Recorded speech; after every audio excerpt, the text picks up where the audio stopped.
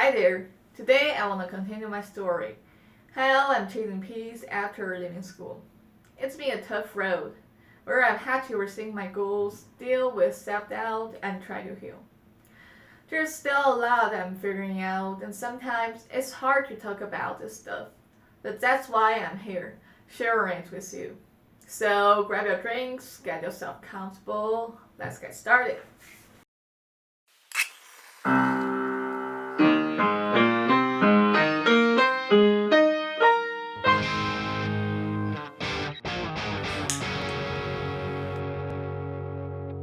After leaving school, well, I came to see that I had oversimplified it all.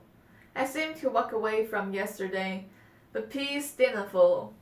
Although I left school when I was almost close to mental collapse, the things that happened later were not helpful at all. I was sent to a psychiatrist later. Well, it just gave me side effects without any positive ones.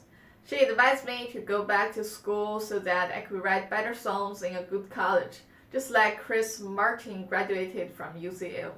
Well, deep down, I knew that was never an option for me. Going back would have crushed me even further. Well, I had already made that determination at the very beginning. Then I started my therapy, mostly to satisfy my parents and prove that I was mentally fine. Well, actually not that fine. I just didn't want them to be worried. Then I started my therapy, mostly to satisfy my parents and prove that I was mentally fine. Well, actually not that fine. I just didn't want them to be worried. It was okay. My therapist was friendly, but also extremely expensive.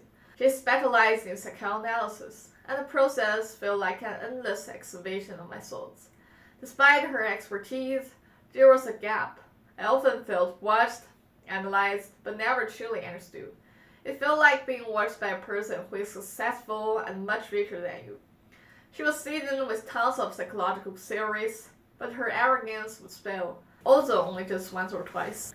My intuition told me that real healing wasn't in the narrow therapy room, but out in the wide world, waiting to be discovered. So, eventually, I decided to end my therapy.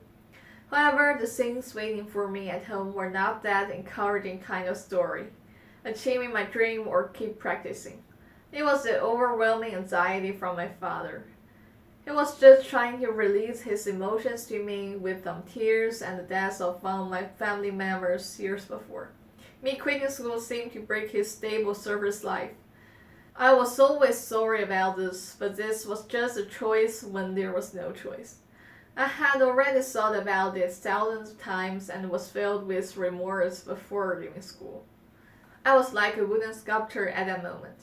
However, nightmares were coming at midnight. Even if I thought of that, I would have a nightmare at night.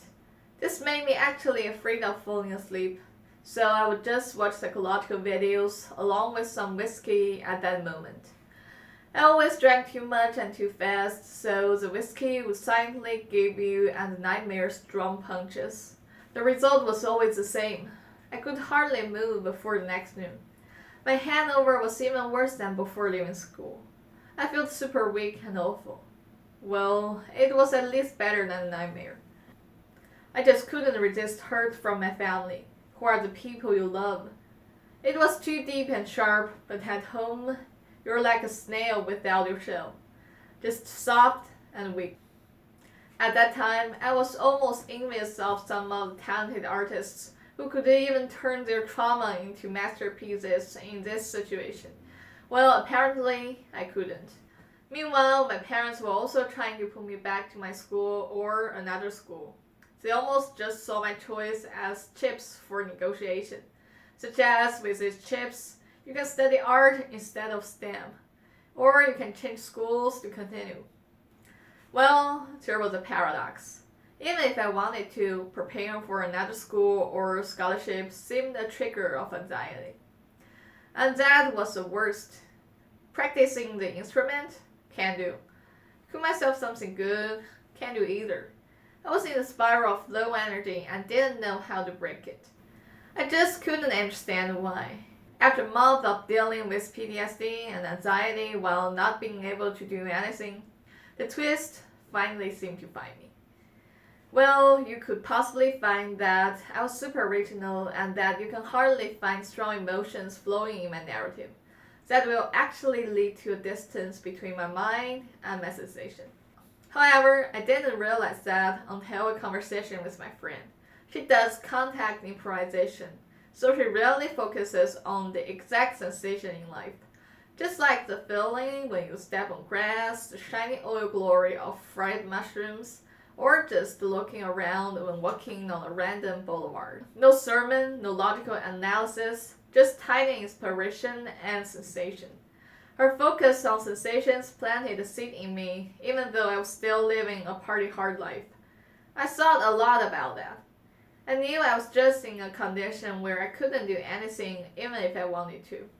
I wanted to practice my instrument, I wanted to study music theory, but I just didn't have the energy to do that. I was trapped in my trauma and was bad at self-care, while trying to explain, normalize, or criticize my behavior logically.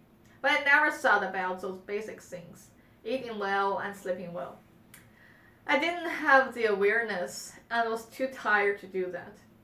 As a result, I could only use partying, playing games, or drinking to try to relax. But actually, my energy was running out further. So I just started to cook my own meal to make the first step. I surprisingly found that the animality of human being is actually strong. You would immediately feel good when you have a delicious meal. I sometimes even solved some of my nonsense anxieties by just filling my stomach. I always felt good when I finally had the energy to practice.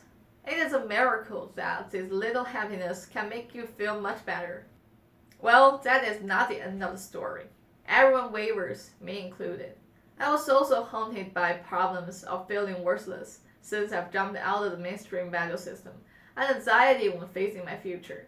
I was even struggling with my anxiety when writing the script. That's why I delayed uploading my video for so many days. Sorry for that. However, I also feel good when healing friends around me. At least, I no longer regret changing my life. Once, while I was still in school, I was asked a question.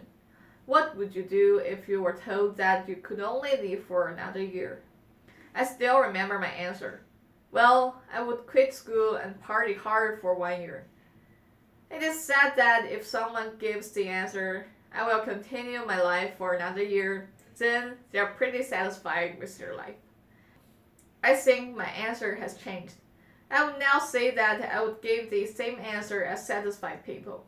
Although there are struggles in my life, I'm also happy. I can embrace the struggles right now because there are ups and downs. So, back to our title. Can we really find peace? I think the answer is never, but also always.